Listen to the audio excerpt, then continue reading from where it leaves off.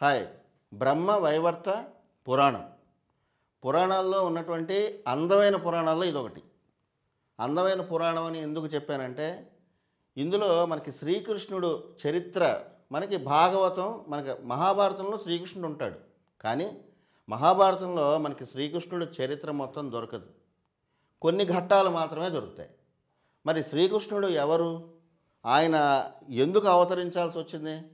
శ్రీకృష్ణుడి ప్రతి ఘట్టాన్ని తెలుసుకోవాలనుకుంటే మనకి 2 పురాణాలు మాత్రమే ప్రామాణికంగా ఉన్నాయి. దాంట్లో డీటెయిల్డ్గా తెలుసుకోవచ్చు శ్రీకృష్ణుడి చరిత్ర అంతాను. అవి మొదటిది భాగవతం.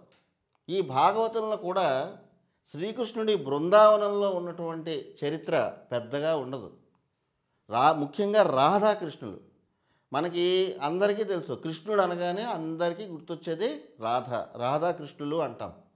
మన తెలుగు రాష్ట్రాల్లో కాదు, కానీ ఉత్తరాది వాడు కృష్ణుడిని పూజించాలి, పలకాలి అనుకున్నప్పుడు ఎలాగైతే రాముని జై శ్రీరామ్ అంటామో, అలాగే కృష్ణుడిని అలా పలకాలి అన్నప్పుడు రాధే రాధే అనేటువంటి ఒక నినాదం అక్కడ ఉంది. ఇక్కడ రాధే అంటే కృష్ణుడిని పిలిచినట్టే అనమాట. అంటే రాధాకృష్ణులు అంటేనే మనకి వెంటనే గుర్తొస్తుంది. మరి రాధ ఎవరు? శ్రీకృష్ణుడికి 8 మంది భార్యలని మనకు తెలుసు కదా. మరి రాధ ఎవరు? ఆమె ఎక్కడి నుంచి వచ్చింది? శ్రీకృష్ణుడికి రాధ ఏమవుతుంది? బృందావనంలో శ్రీకృష్ణుడు ఎన్నాళ్ళు ఉన్నాడు? మనకు చాలామందికి కొన్ని ఉన్నాయి పురాణాలు. ఇవి ఎందుకు చదవాలి, ఎందుకు నేర్చుకోవాలని అంటే, చాలామందికి ఇప్పుడు మనం బయట చూస్తున్నవన్నీ కూడా చాలా తప్పులు ఉన్నాయి వాటిలో ఒక చిన్న ఉదాహరణ చెప్పి ఈ పురాణాలు ఎందుకు నేర్చుకోవాలని చెప్తాను. శ్రీకృష్ణుడు గోపిక వస్త్రాలని అపహరించి చెట్టు మీద కూర్చున్నట్టుగా మనం ఫోటోలు చూస్తూ ఉంటాం. అందులో శ్రీకృష్ణుడిని ఒక 17 ఏళ్ళో 20 ఏళ్ళో అన్నట్టుగా చూపించి వేస్తారు. కింద గోపికలందరూ కూడా మంచి యవ్వనంలో ఉన్నట్టుగా వేసేస్తారు. కానీ అది శుద్ధ తప్పు. గోకులంలో శ్రీకృష్ణుడు ఉన్నది 8 ఏళ్ళు మాత్రమే. అంటే గోపిక వస్త్రాపహరణం జరిగింది. అంటే వస్త్రాలను అపహరించినది శ్రీకృష్ణుడు 8 ఏళ్ల వయసులోనే. అది కూడా ఆ వస్త్రాలను అపహరించడం వెనక కూడా చాలా అద్భుతమైనటువంటి కథ ఉంది. కాబట్టి ఇలాంటివి చాలా మనకి సంబంధం లేని కథలు, అలాగే వక్రీకరించే కథలు మనకి చాలా బయటకు వచ్చాయి. కనుక వాటి క్లారిఫికేషన్ తీసుకోకపోతే మనకు వీటి మీద సదాభిప్రాయం కలిగే అవకాశం ఉండదు కదా. అందుకని అలా పుట్టించుంటారు. బ్రహ్మవైవర్త పురాణంలో వీటికి సంబంధించిన కంప్లీట్ క్లారిఫికేషన్స్ ఉన్నాయి. అలాగే బృందావనంలో శ్రీకృష్ణుడు, రాధాకృష్ణులు, అలాగే రాసమండపం, అక్కడ శ్రీకృష్ణుడు గోపికలకు చెప్పిన ఎన్నో అద్భుతమైన కథలు ఉన్నాయి ఇందులో.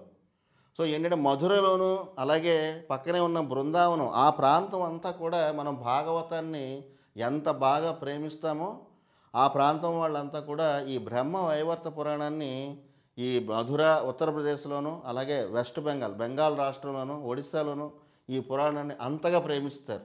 అక్కడ కృష్ణ భక్తులు ఎక్కువ కాబట్టి వాళ్ళకి బ్రహ్మవైవర్త పురాణం చాలా బాగా వాళ్ళు పూజిస్తారు. మన దీన్ని రాధాకృష్ణుల చరిత్ర తెలుసుకోవాలంటే ఈ బ్రహ్మవైవర్త పురాణం ఒకటే ఆధారం. వేరే మనకి పెద్దగా ఇన్ఫర్మేషన్ వేరే పురాణాలు దొరకదు. అలాగే బ్రహ్మవైవర్త పురాణంలోనే గణేష ఖండం అని ఒకటి ఉంది.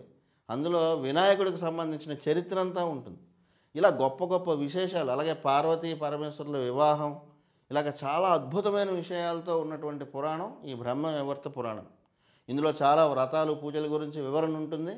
సో ఆ వ్రతాలు, పూజలు కాకుండా బ్రహ్మవైవర్త పురాణంలో ఉన్నటువంటి శ్రీకృష్ణుడి చరిత్ర, గణేష చరిత్ర, వీటితో పాటు అద్భుతమైన విషయాలన్నింటినీ కూడా మనం చిన్న కథల కింద, స్టోరీల కింద ఈ హిస్టరీ అంతటిని కూడా చెప్పడం జరిగింది.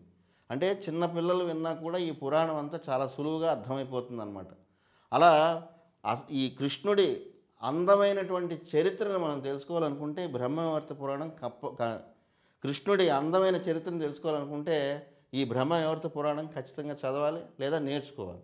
సో మా ఇండియన్ వేదిక్ స్కూల్లో ఈ బ్రహ్మవైవర్త పురాణంలో చాలా సింపుల్గా క్లాసులుగా డివైడ్ చేసి చెప్పడం జరిగింది. వాటిని మీరు నేర్చుకోవాలనుకుంటే మా వెబ్సైట్ www.indianvedicschool.comకి వచ్చి లాగిన్ అయ్యి ఈ బ్రహ్మవైవర్త పురాణం కోర్సులను నేర్చుకోవచ్చు. అలాగే గూగుల్ ప్లే స్టోర్, అలాగే యాప్ స్టోర్లో ఉన్నటువంటి మా ఇండియన్ వేదిక్ స్కూల్ యాప్లోకి వచ్చి ఈ బ్రహ్మవైవర్త పురాణంతో పాటు ఇంకా ఎన్నో కోర్సులు ఉన్నాయి. వాటిని చూస్ చేసుకొని మీరు నేర్చుకోవచ్చు. Thank you very much.